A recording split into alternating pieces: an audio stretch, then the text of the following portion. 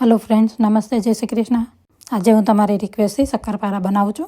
એના માટે 4 cup મેંદો, 1 cup પાણી, 1 કપ ઘી, પોણો કપ સુગર। તો ચાલો હવે શરૂ કરીએ। પેનમાં 1 કપ પાણી નાખ્યું છે, પોણો કપ સુગર અને 1 કપ ઘી બધું નાખી અને સુગર મેલ્ટ થાય ત્યાં સુધી ચલાવ્યા કરવાનું। અહીંયા તમે જોઈ શકો છો સુગર મેલ્ટ થઈ ગઈ છે। હવે એની અંદર 1 પિંચ નિમક નાખવાનું, અડધી ટીસ્પૂન દળેલી એલચી નાખવાની અને સારી રીતે મિક્સ કરી અને બીજા વાસણમાં નાખી દેવાનું। જે વાસણમાં તમે લોટ બાંધવાના હોય એની અંદર નાખવાનું। અહીંયા 4 કપ મેંદો લીધો છે, એ ચાળણીમાં નાખી અને ચાળીને નાખવાનો।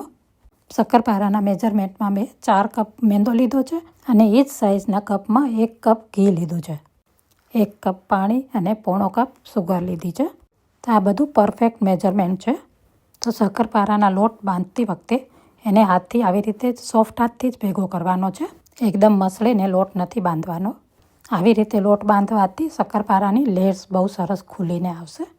હવે લોટને ઢાંકીને 10 મિનિટ માટે રેસ્ટ પર મૂકવાનો। 10 મિનિટ બાદ આવી રીતે ખોલીને એના 4 ભાગલા કરી દેવાના, એટલે 4 ભાગમાં ડિવાઈડ કરી દેવાના।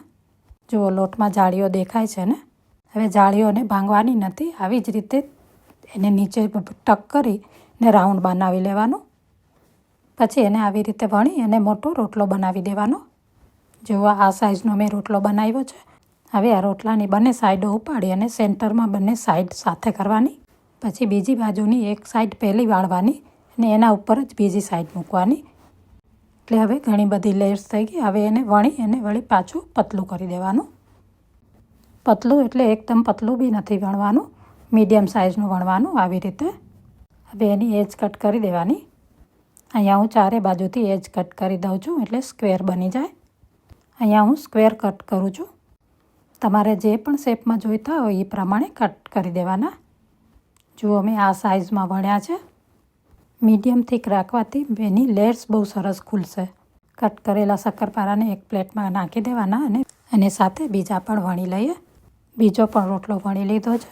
હવે એને હું ડાયમંડ શેપ આપવાની છું। જુઓ આવી રીતે કટ કરી અને ડાયમંડ શેપ આપી દીધો છે। અહીંયા તેલ થોડું ગરમ થઈ ગયું છે તો એની અંદર શક્કરપારા નાખી દેવાના આવી રીતે। શક્કરપારા તેલમાં નાખો ત્યારે તેલ બહુ ગરમ ન હોવું જોઈએ। જુઓ તમે ધીમા તાપે તળશો તો આવી રીતે એના લેયર્સ ખુલશે। હવે એને લાઇટ ગુલાબી થાય ત્યાં સુધી તળી લેવાના। આ બેચ મેં થોડો લાઇટ કલર કર્યો છે કારણ કે અમારા માતાજી માટે બનાવ્યું છે, એટલે આવી રીતે સોફ્ટ હોય તો દાંત વિનાના એ બધા ખાઈ શકે એટલા માટે। બીજા બેચ તળ્યા ત્યારે મેં એનો કલર ડાર્ક કર્યો છે। અહીંયા જુઓ બીજો બેચ મેં ડાર્ક કલર કર્યો છે। આ રેસીપી ગમી હોય